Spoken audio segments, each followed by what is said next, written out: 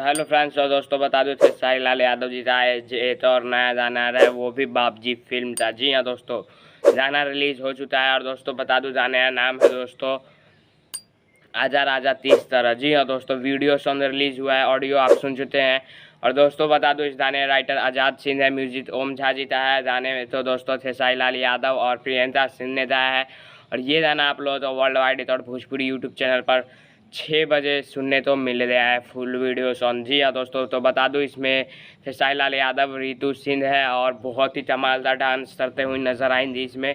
तो वीडियो आप तो वर्ल्ड वाइड रिकॉर्ड पर देखने को मिलेगा। आजा राजा इस तरह वर्ल्ड वाइड रिकॉर्ड था और बाबजी फिल्म का ये बहुत ही शानदार और सबसे शानदार गाना यही है। जी हाँ दोस्तों, आजा राजा इस तरह मैटर फिनिश तरह, तो बहुत ही कमाल का गाना है। तो आप लोग इतना एक्साइटेड हैं और सुन लिया गाना, मुझे कमेंट में ज़रूर बताइए कैसा लगा। और नहीं सुने तो जाइए world wide record Bhojpuri YouTube channel पर और सुनिए और ढेर सारा प्यार दीजिए। मिलता हूँ नए वीडियो में, तब तक के लिए जय हिंद जय भारत।